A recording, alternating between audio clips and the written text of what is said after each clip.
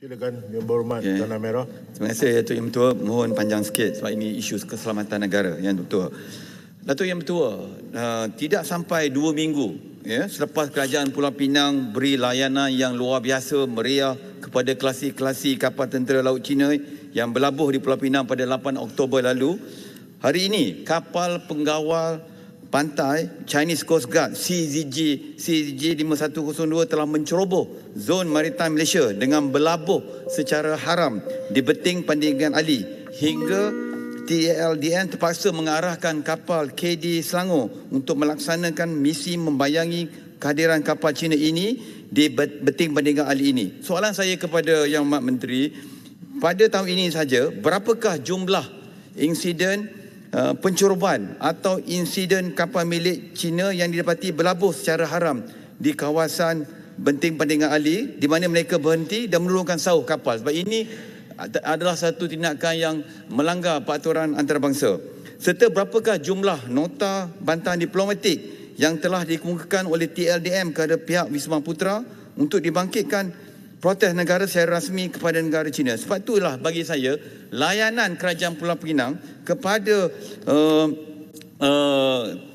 klasi kapal tentera laut China adalah tidak betul, tidak sensitif, tidak peka. Kita alukan semua negara termasuk negara China untuk buat port call. Dan ringkas sikit untuk buat port call kerana bila mereka datang mereka shopping, berbelanja tetapi negara lain tak ceroboh negara kita. Yang ceroboh negara kita adalah daripada negara China yang mana tengok mereka dah illegal build. Ini bukan sesi perbahasan. Okeylah, akhirnya mereka selalu ceroboh sampai menteri pun kena menjawab soalan pagi ni. Terima kasih. Yang Berhormat Menteri. Terima kasih Yang Berhormat Tanah Merah di atas soalan tambahan yang dikemukakan. Datuk ini Pertua, seperti mana yang disebut oleh Yang Berhormat Tanah Merah tentang port of call itu. Kita sebenarnya kita tahu bahawa kita di Kementerian Pertahanan ini kita sentiasa bekerjasama dengan Kementerian Luar Negara bagi kita memastikan bila ada permohonan daripada kapal-kapal tentera laut negara asing untuk berlabuh di negara kita, memang kita akan bekerjasama dengan Kementerian Luar untuk pastikan bahawa tujuan dan matlamat itu adalah mempunyai kebaikan bersama, sama ada kita berkongsi maklumat maupun bagi tujuan kita berkongsi pengalaman dan seumpamanya. Sebab itu saya fikir apa yang berlaku sama ada di Pulau Pinang ataupun di mana-mana negeri, Sabah pun ada port of call, di Port Klang pun.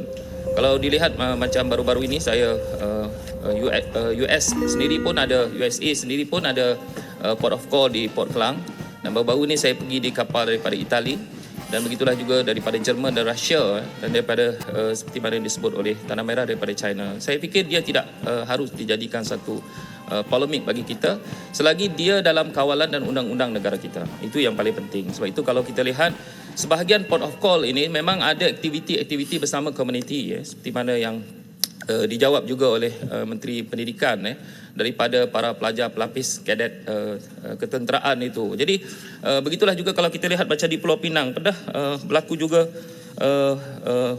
sebuah sekolah di Sabah sebagai satu contoh, sama-sama juga melaksanakan program-program komuniti dalam program Port of Call pada tahun 2019. Jadi kalau kita lihat Menteri, negara lain tak ceroboh negara kita. Ini adalah kita tahu bahawa kita adalah negara berkecuali dan sikap kita adalah penting bagi kita. Dan yang kedua adalah bila dibangkitkan tentang Beting Pandeglang Ali, kita semua tahu, di Dewan ini tahu bahawa itu adalah cabaran kepada kita. China Coast Guard ini, dan bagi Kementerian Pertahanan memang kita tak mahu dilihat sebagai kita satu pihak yang ofensif kepada Coast Guard ini. Kerana kita tahu itu adalah di bawah tanggungjawab kita. Kita bekerjasama dengan APMM sendiri supaya maritim kita juga boleh berkomunikasi.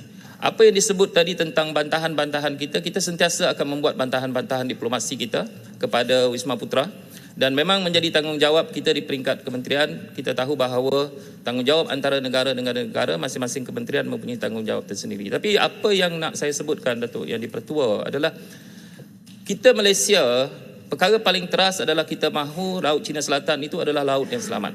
Kita tahu kita ada prinsip freedom of navigation, kita ada prinsip saya minta jangan diganggu dulu. Kita tahu kita ada prinsip-prinsip ini. Jadi saya harap bahawa keselamatan dan kedaulatan, keamanan kita di Laut Cina Selatan menjadi keutamaan kita. Sebab itu saya selalu menyebut bahawa Malaysia, antara prinsip yang kita gunakan adalah diplomasi pertahanan kita. China, kita tahu kita ada kerjasama lebih daripada 50 tahun. Dan tahun ini kita menyambut 50 tahun anniversary kita dengan antara Malaysia dan juga China. Jadi kita manfaatkan ini. Mungkin berbeza tindakan-tindakan dengan jiran-jiran kita seperti pada Filipina dan Vietnam. Tetapi bagi kita Malaysia, selagi kita manfaatkan diplomasi ini dan kita boleh melaksanakan aktiviti-aktiviti ekonomi kita, cari gali minyak kita, dan begitulah juga dengan aktiviti nelayan kita, dan begitulah juga dengan aktiviti-aktiviti pelancongan dan trading kita, terutamanya di laut itu, selagi itu dapat kita laksanakan dengan aman, itulah keutamaan-keutamaan kita bagi Malaysia ni. Itu saja Datuk. Datuk Mentua, Yang Berhormat Menteri tak jawab soalan saya. Saya tanya, berapakah jumlah insiden pencerobohan dan berapakah jumlah nota diplomatik? Dua soalan tu tidak terjawab. Terima kasih. Yang Berhormat Menteri boleh jawab secara bertulis. Kita pergi ke soalan yang kedua.